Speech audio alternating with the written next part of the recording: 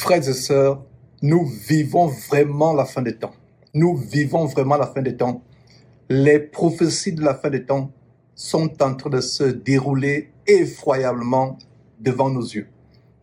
La Bible a prophétisé des choses terribles venant de ces faux pasteurs. Le Seigneur Jésus-Christ en parle d'ailleurs en Matthieu chapitre 24. Des faux prophètes, des faux pasteurs qui s'élèvent à gauche, à droite. Dimanche passé, lors de nos enseignements habituels sur Zoom, je vous parlais de cet abominable faux pasteur que vous voyez sur votre écran qui est en train de défiler. Je disais que j'allais dénoncer quelque chose de terrible qui est sorti de sa bouche. Mes frères et sœurs, c'est terrible. La crainte de Dieu a carrément fui la terre. Ces hommes, comme si l'abomination d'escroquer les gens avec le nom de Dieu, le nom de son Fils Jésus-Christ ne suffisait pas, voilà qu'ils ajoutent une autre abomination, celle d'insulter Dieu, d'insulter la parole de Dieu. Comme on va voir tout à l'heure, insulter Dieu, c'est insulter la parole de Dieu, c'est insulter Dieu. Mes frères et sœurs, sans plus tarder, suivez ce que cet individu a déclaré récemment lors d'un culte. Insultant Dieu, insultant sa parole. C'est terrible. Vanité de vanité, tout est vanité. Le jour que je t'attends encore dit vanité de vanité, je vais t'attacher.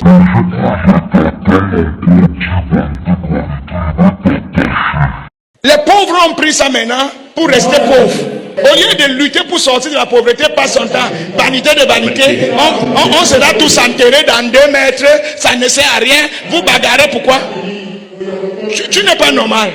Salomon a dit vanité de vanité après avoir eu 1000 femmes, des milliards. Il a fait toutes les nations. Il a tout eu. Avant de... Toi, tu dis vanité, tu as eu quoi? Un pauvre n'a pas le droit de dire vanité de vanité. C'est lui qui doit dire vanité. Quelqu'un qui est déjà riche et a compris la vie, il peut maintenant dire vanité de vanité. Si toi, le pauvre, tu dis vanité parce que tu es jaloux et aigri. Toi, tu dis vanité de vanité. Tu as déjà eu 1 million dans ta vie. Qu'est-ce qui est donc vanité? C'est que tu n'as pas eu. Comment tu sais que c'est vanité? Incroyable. Incroyable, mes frères et sœurs. Si la terre ne s'était pas ouverte ce jour-là, en engloutissant ce homme pendant qu'il sortait ces paroles abominables, c'est la preuve que Dieu est encore patient. Dieu est patient. C'est la preuve que Dieu est patient. La terre se serait ouverte ce jour-là en engloutissant cet homme qui se moque de la parole de Dieu. Non seulement il se moque de la parole de Dieu, il se moque des ouailles envoûtées dans cette église, tant d'embarcations pour l'enfer. Il se moque de ceux qui lui font vivre cette vie de cocaïne, cette vie de luxe avant les flammes éternelles de l'enfer. Il se moque des pauvres. Il dit, si j'entends encore quelqu'un dire vanité de vanité, je vais la cacher. Ô peuple de Dieu, toute la salle serait sortie ce jour-là. Il blasphème contre Dieu, il blasphème contre la parole de Dieu. La parole de Dieu, c'est Dieu. La parole de Dieu également, c'est son Fils Jésus-Christ. Sur la base de Jean chapitre 1, verset 1 et suivant, et sur la base d'Apocalypse chapitre 19, verset 13, le nom du Seigneur Jésus-Christ, c'est la parole, c'est la parole de Dieu. Et il y a ce verset, mes frères et sœurs, en Somme chapitre qui dit que Dieu a magnifié sa parole au-dessus de sa renommée. La parole de Dieu, c'est Dieu. La parole de Dieu, la parole était avec Dieu. La parole était Dieu. La parole, c'est Dieu. Jean chapitre 1 et suivant. Et Apocalypse chapitre 19, verset 13, le nom de Jésus-Christ, son nom, c'est la parole de Dieu. Et voilà cet homme qui a l'outrecuidance diabolique, qui a le culot de se dandiner devant ses ouailles envoûtées pour déchiqueter la parole de Dieu, blasphémer, tordre le sens d'un verset merveilleux que le roi Salomon avait donné, inspiré par Dieu quand il a écrit le livre d'Ecclésiaste, qui est juste après Proverbe, pour nous montrer que tout ce que nous avons sur la terre, tout ce que nous pouvons avoir sur la terre, c'est vanité de vanité. Mes frères et sœurs, au moment où je vous parle, ici au Texas, l'un des États les plus riches de la terre, il y a des gens qui sont morts dans la nuit. laissant des fortunes, laissant des richesses, laissant toutes ces choses. Ces gens vous attachent aux choses de la terre. Ils ne pensent qu'aux choses de la terre. Voilà cet abominable faux pasteur que nous avons copieusement dénoncé, qui donne des bébés démons aux femmes désespérées, aux femmes qui courent, aux femmes pseudo-chrétiennes qui sont des chasseuses de miracles, qui leur donnent des bébés provenant des démons qu'ils invoquent, et la plupart de ces bébés naissent étant des monstres.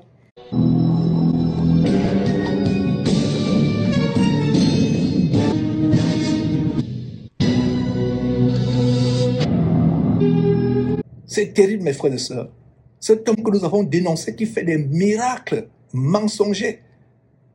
Ils engagent des acteurs, des actrices pour simuler des miracles. Nous l'avons dénoncé. Comme cette jeune étudiante, cette étudiante qu'il a embauchée, engagée, nous avons démontré clairement comment il est en train de simuler un miracle. Mes frères et sœurs, d'ailleurs, avant de continuer, suivez vous-même cet extrait. Je vois le pied de cet enfant être coupé. Je vois son pied être coupé. Regardez comment le pied coule. Regardez comment le pied coule. Asseyez-vous maintenant. Regardez comment son pied coule. Je vois son pied être coupé avant la fin du mois de janvier, pourri subitement.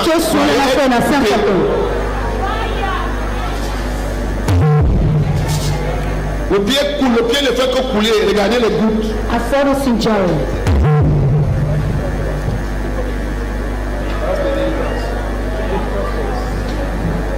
Tu vois comment ça goûte? Regarde ça, tu vois les gouttes? C'est le pied qui est en train de pourrir. Pourrir. Maintenant, montrez-moi sa vue de face. Je vais voir.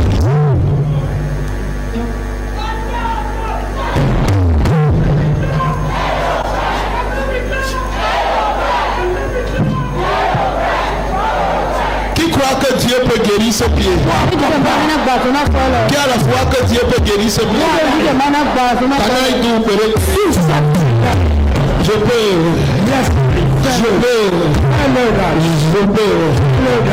Adjeke Koli.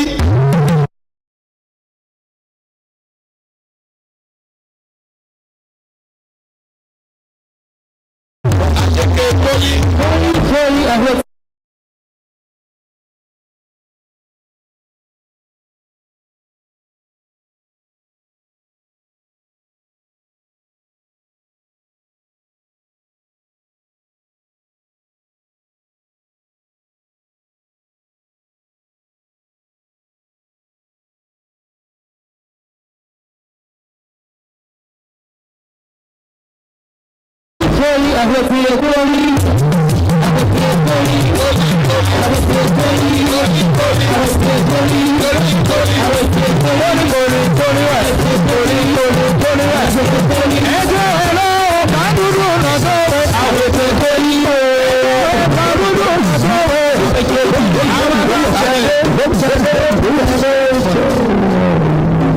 Qui croit qu'elle peut marcher avec le pied jusqu'à courir maintenant?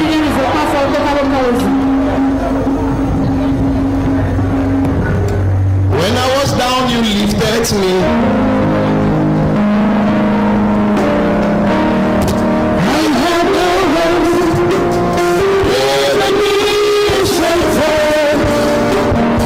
Lâche. People like them over me.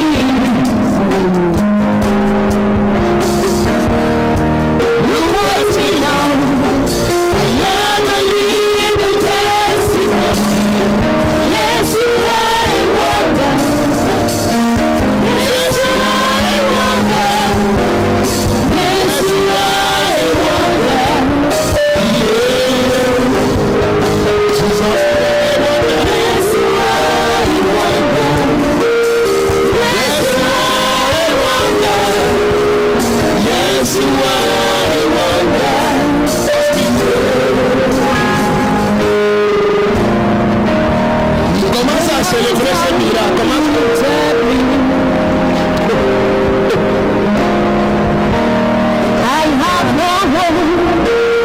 Give me a shelter.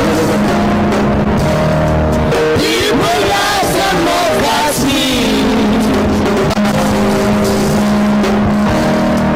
Look at me now. I never need a testimony. Yes, you are a wonder. Je commande que cet enfant soit guéri.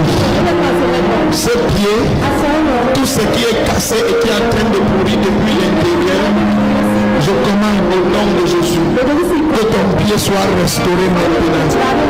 Que les os se recollent aux os au nom de Jésus.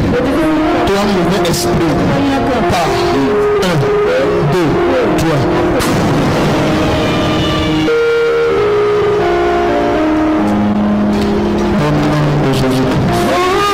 Détache.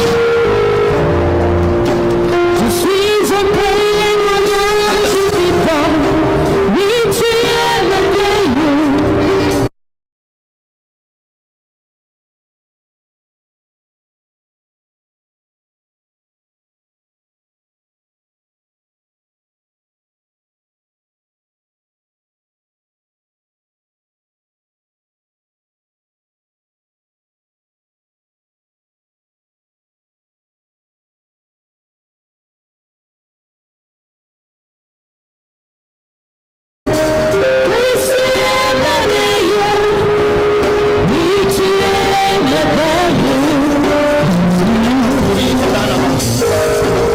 Commence à acclamer Jésus. Balance ta main pour Jésus. Dis Seigneur, opère ce miracle. Lève-toi et acclame, lève-toi et acclame, lève-toi et acclame.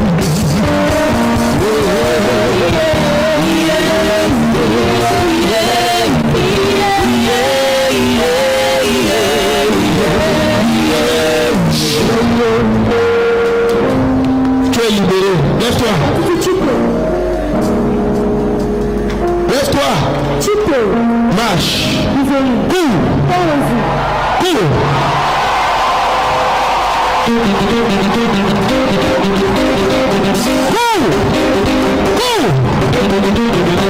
Si tu ne peux pas acclamer mon Jésus, je vais m'arrêter.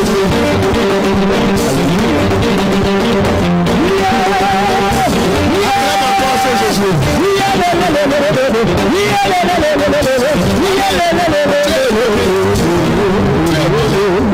Bien. Ton pied ne sera pas coupé. Les os, va refaire ta radio, demain on va dire que tes os sont redevenus normaux.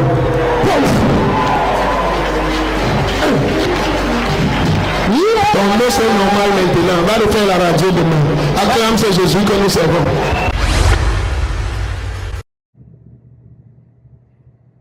Voilà, mes frères, voilà un exemple comment ces gens engagent des acteurs et des actrices de cinéma pour simuler des miracles. Sortez de leurs églises. Sortez de leurs églises, camps d'embarcation pour l'enfer. Sortez, sortez, sortez de leurs églises épiceries, salles d'embarcation pour l'enfer, salles d'attente pour l'enfer, habitation de démons où toutes sortes de prostitution se passent, couchant avec des fidèles. Et des gens comme ce monsieur que vous voyez défiler sur votre écran, c'est des personnes qui font partie de ce que j'appelle souvent la criminalité évangélique en bande organisée. Je devrais même plutôt dire la criminalité et le vampirisme évangélique en bande organisée, couchant avec les femmes à gauche, à droite. Et d'ailleurs, leurs femmes aussi, se sentant délaissées, couchent avec les membres de la chorale, les fidèles de l'église, etc., ou couchent avec d'autres pasteurs, commettant l'homosexualité. Ces miracles que ces pasteurs opèrent, comme celui qui défile sur votre écran, ils opèrent ces miracles en faisant le cannibalisme, en mangeant la chair humaine, en buvant le sang, en allant dans les morgues, prendre les os des morts, les os qui découlent des cadavres en putréfaction. Ils recueillent les organes, etc. Et ils mélangent ces os qu'ils ont achetés dans les morgues, ils les mélangent aux communions qu'ils veulent distribuer dans les petits gobelets en plastique dimanche. Ils doivent manger la chair humaine pour faire ces miracles. Ils doivent être sodomisés pour faire ces miracles. Comme ce toto. Ils doivent être sodomisés, ils doivent sodomiser les jeunes garçons, ils doivent faire des choses terribles telles que coucher avec les cadavres dans les cimetières, profaner même dans les morgues. Ils ont des morguiers avec qui ils sont en complicité. Ils s'accouplent avec un cadavre pour augmenter leur pouvoir. Et voilà les mains qui viennent imposer sur votre tête. Ce monsieur opère avec les puissances sataniques. Les actes de cannibalisme, la consommation de la chair humaine, boire le sang humain, coucher avec les cadavres, se faire sodomiser les jeunes garçons pour augmenter les pouvoirs.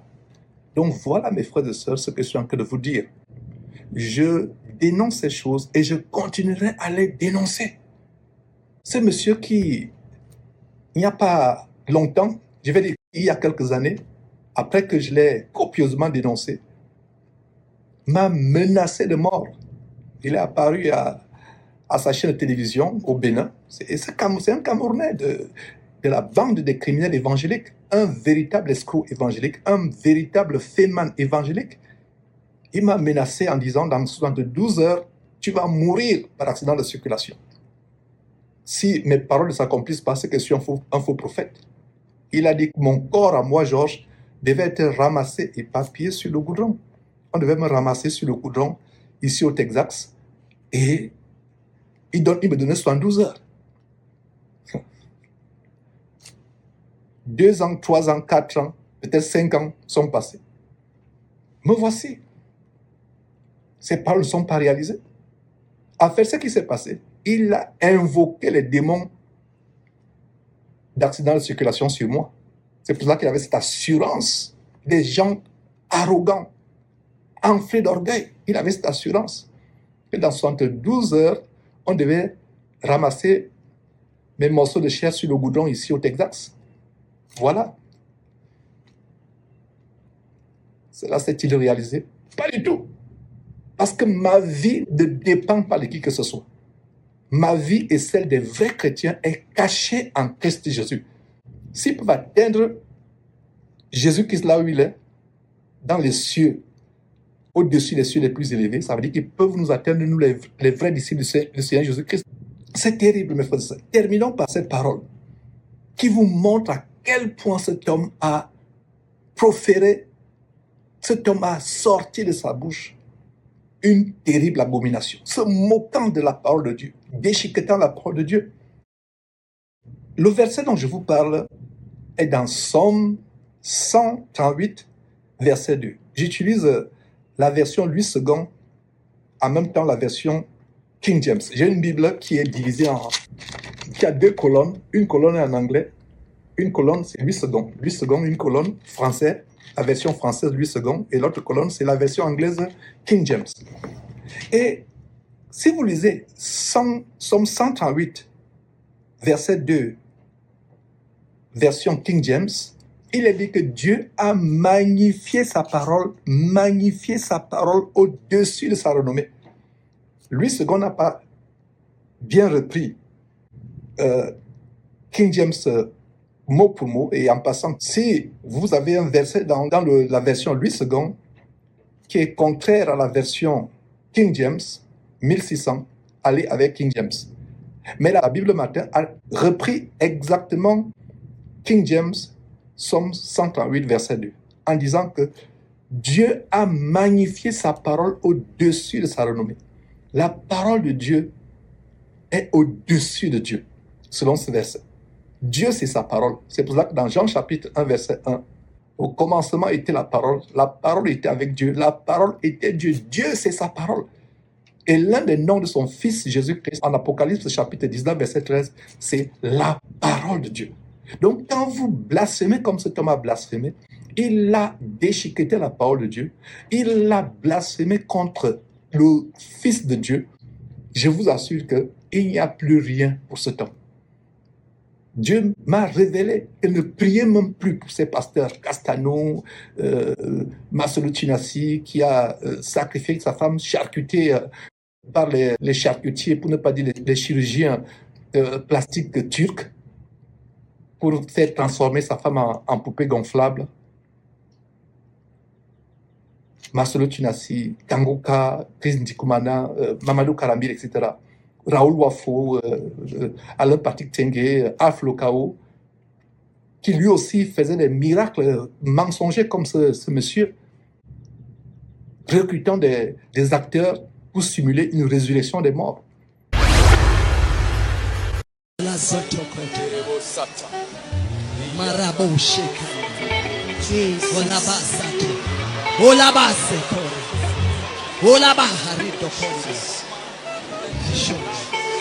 Man is commanding life. Rise up!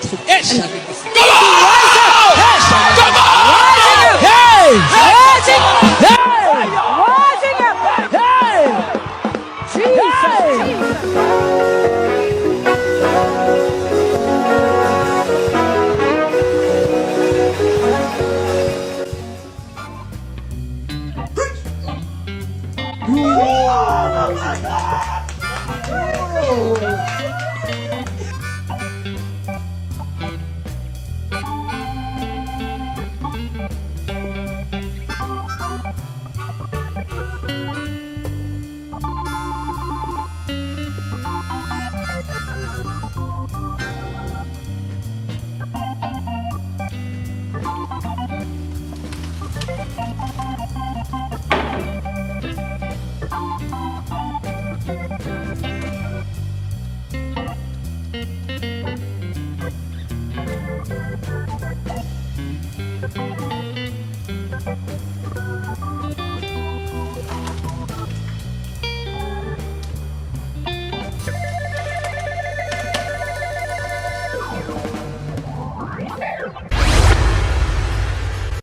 Je vous assure que mes frères et sœurs, l'heure est grave.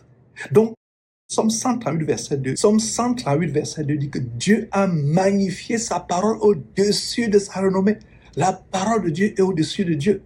Et si vous voyez un autre verset, regardez, mes frères et sœurs, ce qui soutient la parole que je viens de vous donner, à savoir que si la terre ne s'était pas ouverte ce jour-là, dans ce camp de concentration qui mène à l'enfer, cette épicerie évangélique, cette entreprise d'escroquerie évangélique, c'est que Dieu est amour, Dieu est patient. Dans Romains chapitre 1, le tout premier chapitre de Romains, c'est par là où je vais terminer. Et il y a une terrible malédiction que Dieu prononce. Il y a une terrible malédiction dans Romains chapitre 1, verset 18, dit quoi? La colère de Dieu. La quoi? La quoi? Écoutez très bien la quoi? Romains chapitre 1, verset 18, la quoi? La colère de Dieu. La colère de Dieu se révèle du ciel. Contre quoi? Contre toute impiété et toute injustice des hommes. Qui font quoi? Qui retiennent injustement la vérité captive. Ils retiennent injustement la vérité captive.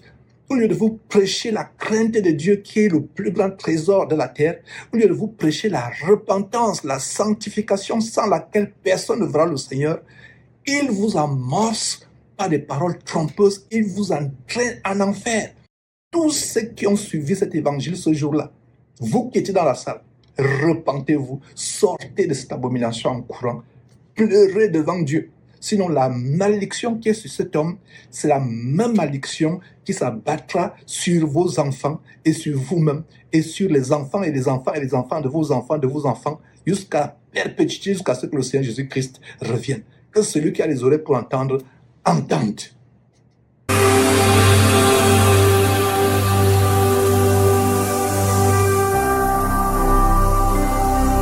Jésus-Christ TV, vous connaîtrez la vérité et la vérité vous affranchira.